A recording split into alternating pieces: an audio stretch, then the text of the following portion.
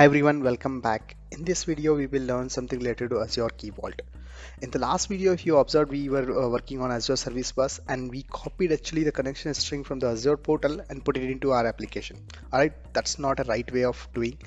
Ideally, we should keep those secrets into some secret location, right? So that it's not easily available. Alright, so what we will do, we will copy that connection string and put it into Azure Key Vault, and for that we need to register our app first, so that Azure Key Vault can get to know, okay, it's a request is coming from an authentic place, or it's an authentic app. So for that we have to do some kind of registration. So let's do that from Azure portal. Search something related to app registration. All right, so here we will click on this new registration. Type any name. I can give, let's say, uh, my service bus app, and just click on this register button. Once that app is registered, you have created that app, you need to copy this client ID and put it into your application.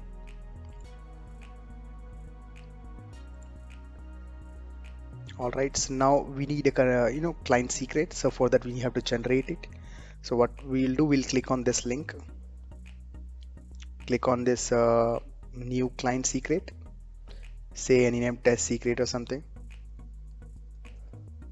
and click on add button. Now immediately copy this secret key. After that it will be masked. So I copied and put it into our application. All right, so now we need the Azure wallet URL. All right, so for that we need to create a Azure Key Vault. Let's click on create a Key Vault.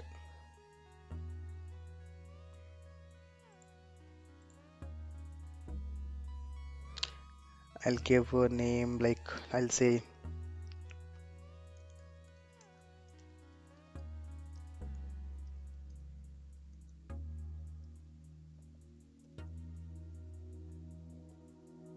and then simply click on create and review. Review and create.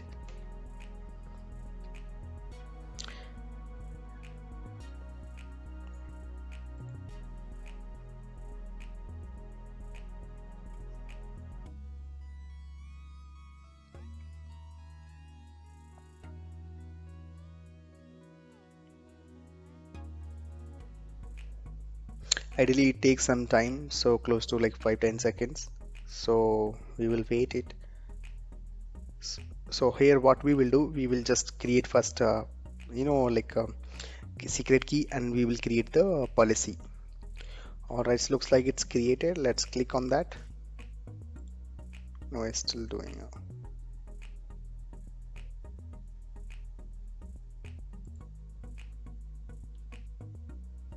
Okay, so first thing what we'll do, we'll create the policy and click on this add access policy. Select secret management. Here you select get. We just need a get and list. Here in the select principle, you have to select the app what you have typed. So I have given something like my service bus, so type that name, you will get it, and you can match this. You can see ending with 9C47, and we have copied the client IDs here. You can see 9C47, so it's matching. I'll select that.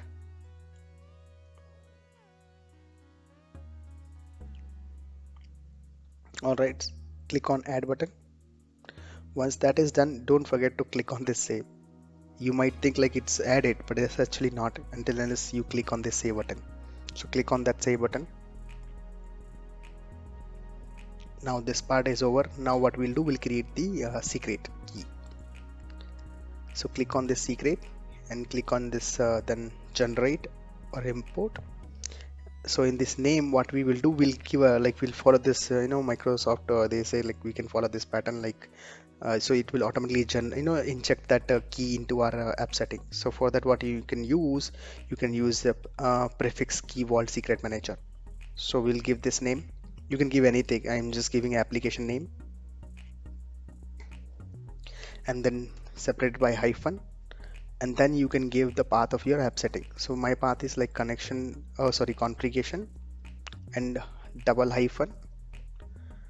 So in application we separated by or colon as long as we go inside the JSON object. But in Azure we need to place double hyphen. I mean to say in application we give a colon. So right, double hyphen is equal to colon. You can think like that. So let's say my object was available after two configuration and the connection string. Assume yours is like more nested. So after connection string, then you have one more let's say string. So what you will be doing, you will place double hyphen again, and then you will type something like that. All right, now that's here we will be putting the key. So what I can do, I can copy my key from the user secret. Not here, sorry.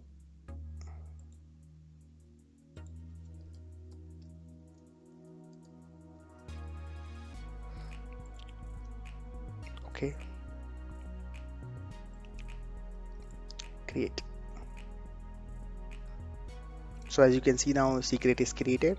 Now let's go back to the application, but before that we need one more property, which is nothing but the Azure Vault URL. All right, so what we'll do, we'll copy that as well. Click on overview, copy this from here, but remember we didn't put the connection string over here, so it will be automatically injected at a runtime. All right, so what I'll do, I'll just remove this.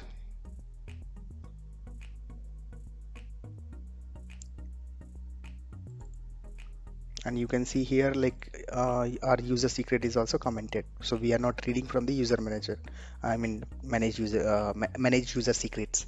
All right, so what we'll do is just say F5.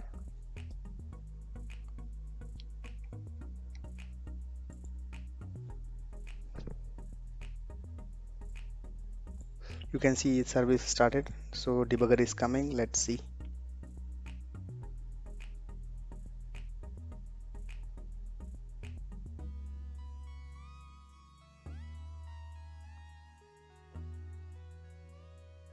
It's taking time.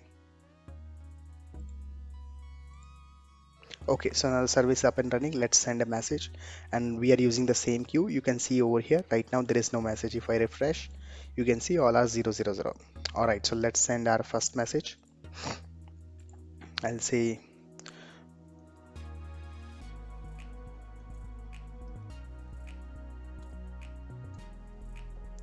all right, and you can see the string is injected automatically. It's coming from Azure service, Azure Key Vault.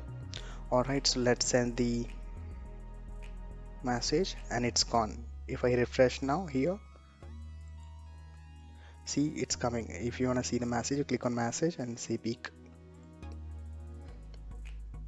and it's saying the same message, hello Key Vault. All right, now if you want to double check, let me stop this application. Debugger is already here. What I'll do, I'll put a debugger here so that we will not run this much code. Now if I directly drag it, so I'm not executing the Azure Key Vault code. So you can see the application is running. If I try to send any message, let's say 123 or something like that, you see the connection string is empty. So that is like we are assuring like the key is coming from the secret is coming from Azure Key Vault. All right, if you want to read it, for example, from the user management, you simply say, I'll tell you how to generate it. Right click on your project, click on this manage user secret. Once you click on that, you will see a key, you will get a empty file like secret JSON. Since I have already created, so I'm not going to create again. But if you want to create, you simply create manage user secret. You will get an empty JSON. You can have similar exact structure. So for example, let's say if I put here, let's say 123, okay, before my string. Now observe again, if I say F5 and I need to uncomment this one, okay,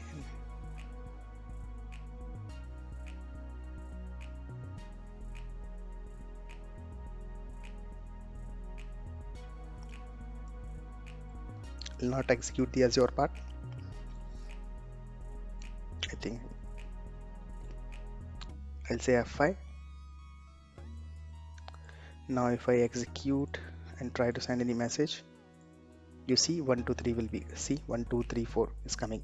That means it's reading from the user management, I mean manage user secret. All right, so this pretty much all about like how you can read the secret from the Azure Key Vault using the client ID and the client secret. Now we will see how we can do the same thing using SSL certificate, because what is happening now is still you are using the client ID and client secret, right? It's also a secret only. So instead of having the connection string, you are having the Azure Key Vault or sorry, app ID and client ID and the client secret. That is also not a right way. So what we will do, we will use a certificate, and using that certificate we will validate our application so that there is no way to tamper this kind of informations. All right, so let's go to the portal now. For that we need to go to app registration.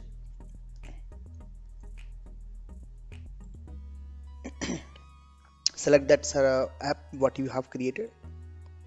Again you have to go to certificate and secrets. So last time you might have observed we were creating client secret. Now this time what we'll do, we'll upload a certificate. I've already created a video on that, how to create a certificate in Windows machine using git exe, so no need to download separately that open SSL library. So click on that upload certificate, select the path where you have created the certificate. So since I have already created, so I'll just upload this directly. If you want to see how to create it, just check the video. All right, click on add. So you can see now certificate is added. Copy this thumbprint, sorry. Go back to the app setting and paste here. And if you want, I can just comment these two, not sorry, client ID, client secret I mean. Okay, so now save everything. Let's rebuild. And there is a change we have to do. So this is the code for reading the secret using the client ID and client secret. So what I'll do, I'll comment this piece. Oh, sorry.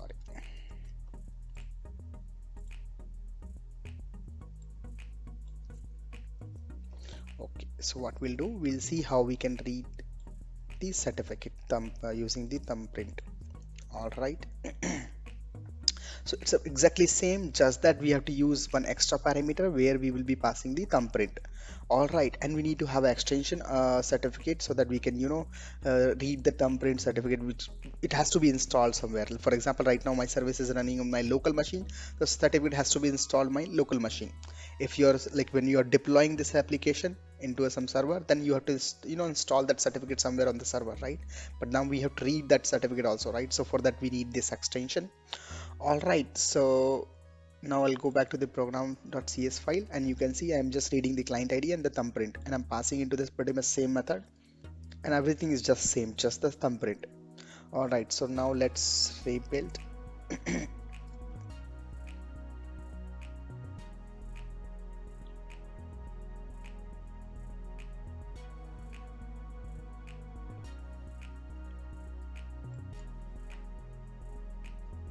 You can see now service is up and running, and now let's send 1 2 3,